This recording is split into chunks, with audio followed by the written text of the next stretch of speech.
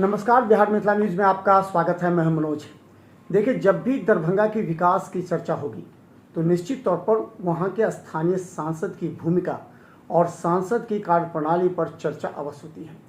देखिए, विकास करना एक काफ़ी कठिन चुनौती होती है कि किन किन मुद्दों पर जो दरभंगा की जनता के हित में हो उसके लिए केंद्र से लड़ाई हो। देखिए, अभी हम एक सबसे पहले चर्चा करेंगे कि अभी जो एक केंद्रीय शिक्षा राज्य मंत्री जयंत चौधरी का एक पत्र मिला है। गोपाल जी ठाकुर ने जो प्रश्न किया था, गोपाल जी ठाकुर ने जो कहा था, मैथिली को जब से अष्टम अनुसूची में मिला उसके बाद सीबीएसई में 8वीं तक की पढ़ाई के लिए, सबसे पहले तो आपको धन्यवाद दो कि इस मुद्दे को लेकर के। निश्चित आपको भी धन्यवाद है जो आप सजग रहते हैं और मिथिला के समस्याओं को आप अपने चैनल के माध्यम से जन जन तक जो पहुंचाने का काम करते हैं, इसके लिए आपको बहुत सारे बधाई और धन्यवाद। आपने ये पत्र लिखा था, सबसे पहले आपने इसकी गंभीरता को लेते हुए आपने शिक्षा राज्य मंत्री को पत्र लिखा था, क्या जवाब आया और क्या हुआ उस पर?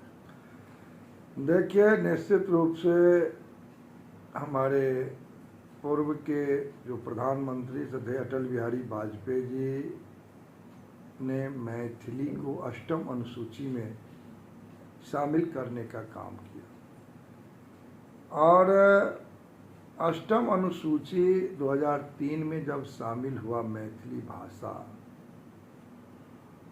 तो निश्चित रूप से इसको सीबीएसई और सीटेट में भी शामिल होना चाहिए था, लेकिन यूपीए की सरकार 2004 में आई और यूपीए सरकार में इस विषय को संज्ञान में नहीं लिया गया।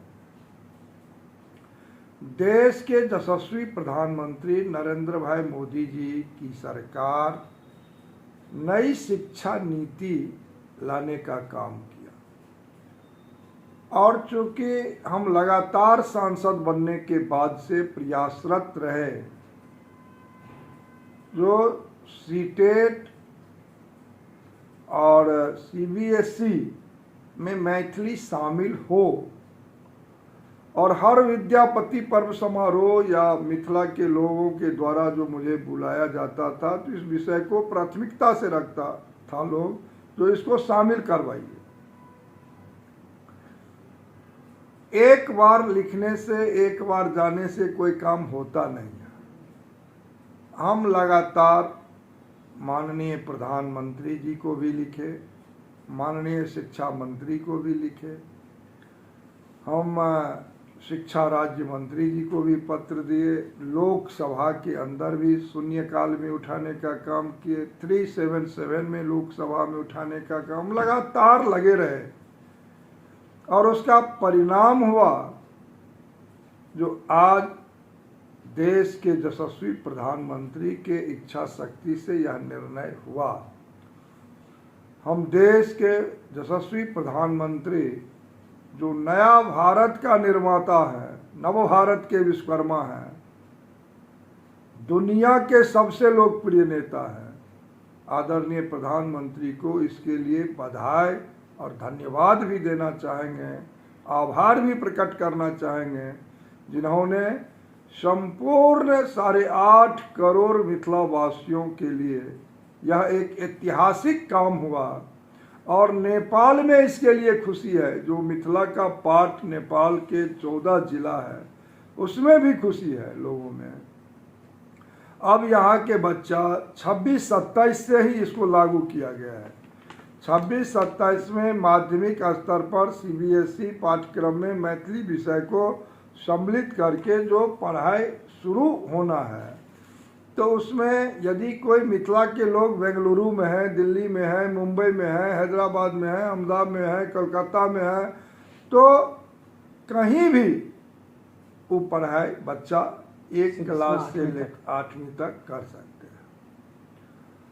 और फिर सीटेट जो सीटीईटी में शामिल हुआ, तो टीचर का भी बहाली हो जाएगा, तो शिक्षक भी मिला और बच्चा भी वहाँ पर पढ़ाई लिखाई कर सकता है, तो ये बहुत बड़ा मैथिल के शिक्षकों को रोजगार की इससे प्रबल संभावना बढ़ गई है। निश्चित रूप से पूरे देश में जितने केंद्रीय विद्यालय है, जितने नवोदय विद्यालय, अन्य विद्यालय भारत सरकार में, इसमें टीचर का भी बहाली होगा। और जब टीचर संपूर्ण देश में जाएंगे मिथिला के लोग, तो आप समझ सकते हैं जो कितने संख्या में इसकी बहाली होगी और कितना लोगों को लाभ मिलेगा।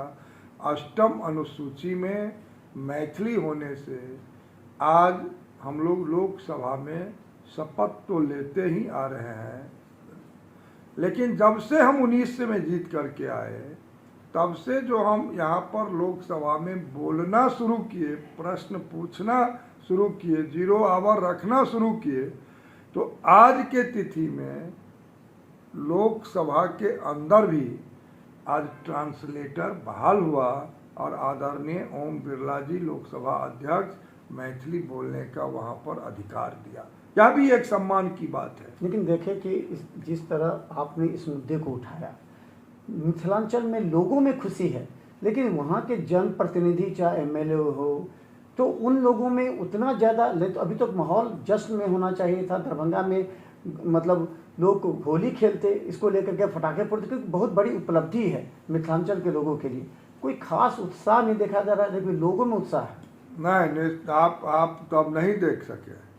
आज बिहार के माननीय मुख्यमंत्री आदरणीय सम्राट चौधरी जी का सोशल साइट आप खोलिए और उसमें आपको मिलेगा जो कितने उत्साहित हैं जो मैथिली सीबीएसई में शामिल हुआ। अनेक विधायक, सांसद सबने अपने सोशल साइट पर लिखा और सारे संगठन के जिलाध्यक्ष दरभंगा में ही काफ़ी संख्या में वहाँ पर उत्साहित कार्यक्रम किया है। तो जहाँ जहाँ जानकारी लोगों को मिला है, निश्चित रूप से काफ़ी उत्साह में, हमको तो सैकड़ों टेलीफोन करके लोग बधाई आभार प्रकट किए हैं, तो आपके माध्यम से माननीय प्रधानमंत्री तक आप पहुँचावें हम लोगों के बधाई शुभकामनाएं। तो काफ़ी खुशी है। और झारखंड में जहाँ द्वितीय राजभाषा भारतीय जनता पार्टी की सरकार ने वहाँ पर द्वितीय राजभाषा देने का काम किया मैथिली विषय को, तो आज झारखंड में भी उत्साहित लोग हैं। और दिल्ली में तो सैकड़ों लोगों का तांता लगा हुआ है जो आकर के लोग काफ़ी बधाई दिए हैं। तो लोगों में काफ़ी उत्साह है। जहाँ जानकारी नहीं मिला होगा वहाँ ठीक है, उन लोगों को जानकारी नहीं हुआ। चलिए हम अगले में अलग मुद्दे पर चर्चा करेंगे, लेकिन इस बार जो एक सांसद का कर्तव्य होता है कि अपने क्षेत्र के कई गंभीर मुद्दों को प्रधानमंत्री या संबंधित विभाग के मंत्रियों से मिलकर उसको निजात दिलाना और जनता में राहत दिलाना। सीबीएसई में अब वर्ग 1 से 8वीं तक के छात्र छात्राओं को पहले काफ़ी दिक्कत होती थी, लेकिन अब वो अपनी मातृभाषा में शिक्षा ग्रहण कर सकते हैं। और सिर्फ दरभंगा में ही नहीं, बल्कि पूरे देश के विभिन्न राज्यों में जो भी मैथिल छात्र छात्राएँ हैं उनको काफ़ी लाभ मिलने की संभावना है। इसलिए मिथिलांचल में एक तरफ खुशी की लहर है, वहीं छात्र अभिभावकों ने भी धन्यवाद दिया है। धन्यवाद।